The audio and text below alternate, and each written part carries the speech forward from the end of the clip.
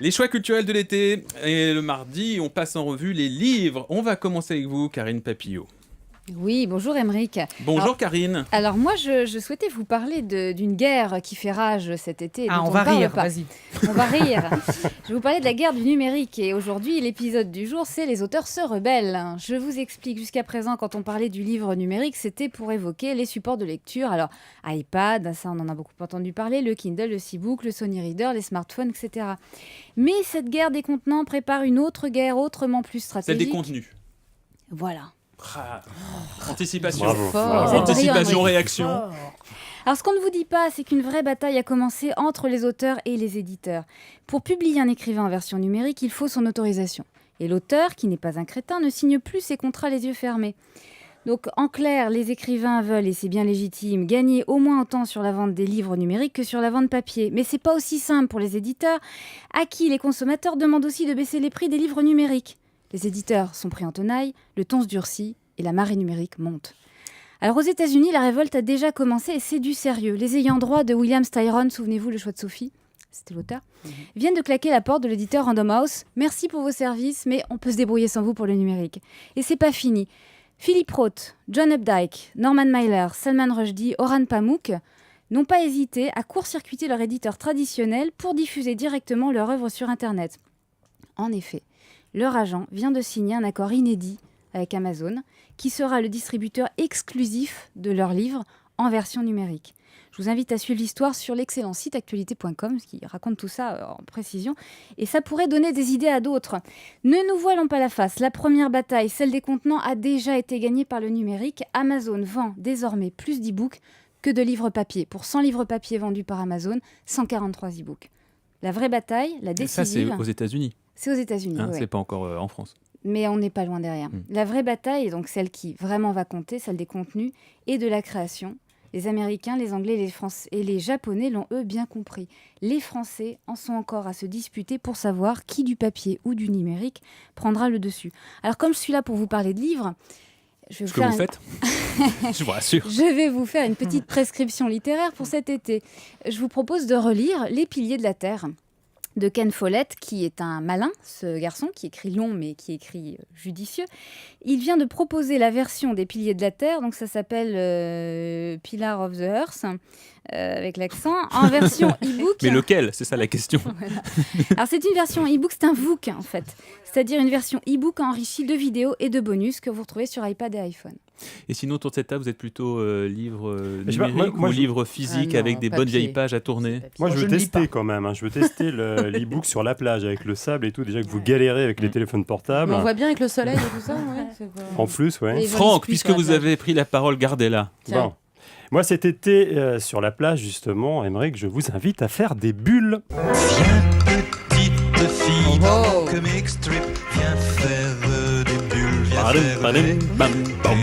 Et oui, des Shibam, des Po, des Blob, des Wiz, vous allez lire des BD sur la plage cet été, car il y a plein de bonnes planches qui sont sorties, vraiment beaucoup d'ailleurs, plus de 2300 titres parus depuis le 1er novembre 2009, ce sont des chiffres qui nous sont donnés par l'association éminente des critiques et journalistes de bande dessinée, donc c'est énorme. Si vous êtes un peu perdu, comme moi, dans la jungle du 9e art, je vous conseille de feuilleter un ouvrage peut-être un peu lourd à emporter sur la plage, mais très riche d'enseignements. C'est le Dictionnaire mondial de la bande dessinée, et c'est chez Larousse, évidemment. Indico de la BD. Une Bible en 12 tomes. En un seul tome. C'est une Bible, en tout cas, sur la BD, ses personnages, ses auteurs. Alors, hop, pour commencer, on va faire un petit quiz pour tester vos connaissances en BD. Première question, qui était Georges Rémy Hergé. Alias Rémy Georges, bravo, réponse collégiale.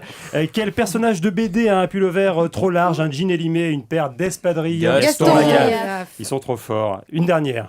Vous les Bill. Attends, c'est pas évident. Une dernière, donc qui est le magicien le plus connu de l'histoire de la BD ? Et ne me dites pas Harry Potter, Mandrake. Quelle culture BD, c'est absolument fabuleux. Écoutez, pour la parfaire, je vous invite donc à aller explorer ce dictionnaire de la BD, de vous remémorer peut-être quelques bonnes planches et même de découvrir de nouveaux auteurs. Alors, des nouveaux auteurs, moi j'en ai à vous proposer, avec 2 albums politiques au menu de ma sélection, car politique et BD peuvent faire bon ménage. Je vous ai compris. Et oui, et on va parler politique un peu ancienne avec De Gaulle. J'ai pas tué De Gaulle, mais ça a bien failli. C'est le titre d'une BD de Bruno Hetz chez Gallimard. C'est l'histoire d'un jeune provincial, Picard lui aussi, et qui dans les années 60, comme le producteur de Plastique Bertrand, dans les années 60, il quitte sa campagne pour Paris et se retrouve embarqué par des types de l'OAS qui préparent l'attentat raté du Petit Clamart. C'est une BD absolument succulente, un graphisme de livre pour enfants pour un polar politico-historique qui se lit super facilement. Donc je vous la conseille. Un autre livre politique, c'est Quai d'Orsay, chronique diplomatique de chez Dargaud. Ça décrit la cuisine interne d'un ministère des Affaires étrangères dirigé par un certain Alexandre Taillard de Worms, librement inspiré par Dominique de Villepin. C'est un ancien membre du cabinet du ministre qui est le co-auteur de cette BD et qui décrit l'enfer. C'est vraiment l'enfer, vécu par les conseillers et autres secrétaires chargés de préparer les discours. C'est super drôle. C'est une BD qui a reçu un excellent accueil. Absolument. Ouais. Et là aussi, encore une fois, c'est riche d'enseignements pour tous ceux qui, comme vous, autour de cette table, s'intéressent aux coulisses de la politique. Et puis, politique toujours, si vous le permettez, au menu de l'actu. Vous me permettez ? Absolument. Oui. Alors, je vous parlais blockbuster de la BD. Blockbuster avec les aventures d'un baroudeur amnésique de la série culte 13. Donc, c'est une série qui a pourtant déjà été vendue à 10 millions d'exemplaires à travers le monde. Eh bien, elle est de nouveau en kiosque tout l'été en supplément du journal Le Figaro. Pourquoi ? Enfin, vous savez pourquoi je vous parle politique, parce que la série commence quand même après l'assassinat d'un président. Et puis, dernière info, IRS, la série dédiée à un agent spécial du fisc américain, eh bien, les éditions du Lombard se sont offerts des placards 4x3 dans le métro pour la sortie du 12e tome intitulé Au nom du président, et puis du 4e tome de la série dérivée All Watcher. Voilà, bonne BD. Mathieu Alterman, un livre qui n'est ni une BD ni un livre numérique. Pas du tout, exactement. Moi, je vais vous parler du rock dans la littérature d'aujourd'hui. Quelque part, le rock a remplacé la science-fiction. La science-fiction était très, très à la mode au XXe siècle parce que c'était une image idyllique qu'on se faisait de l'an 2000, finalement, de lire des trucs de science-fiction. L'an 2000 est arrivé, on s'est rendu compte que finalement, tout était mieux avant et pas du tout dans le futur. Et aujourd'hui, le rock est présent dans tous les livres les plus vendus.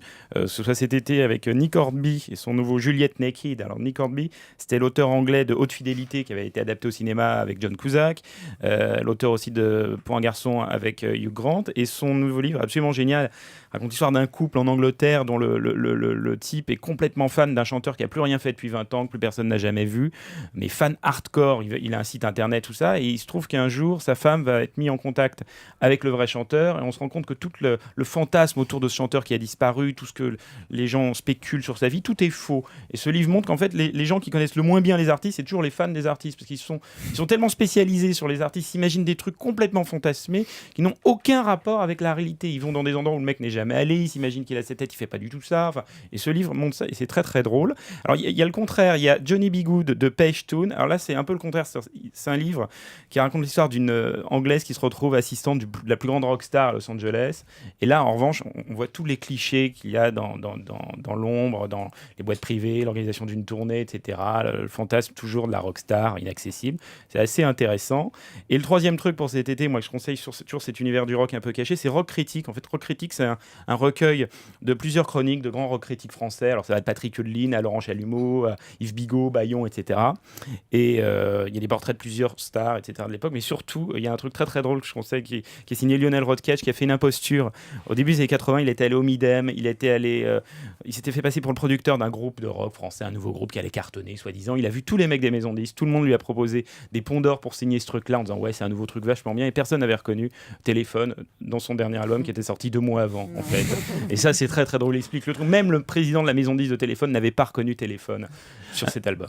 Un dernier mot, Mathieu, pourquoi selon vous cet engouement pour les histoires de rock ? Je pense qu'en fait le rock c'est la dernière utopie finalement possible. C'est-à-dire qu'il n'y a plus d'utopie, le communisme est mort, l'avenir on sait que bon ça va être de plus en plus compliqué, donc il reste le rock où tout même est si le rock permis. est de moins en moins rebelle. Hein. Ouais, il est moins en moins rebelle, mais on peut tous redevenir un jeune ado en lisant un truc sur le rock et fantasmer dessus. Merci les amis pour ces oh là là, pour ces excellents conseils littéraires. Dans un instant à la télé.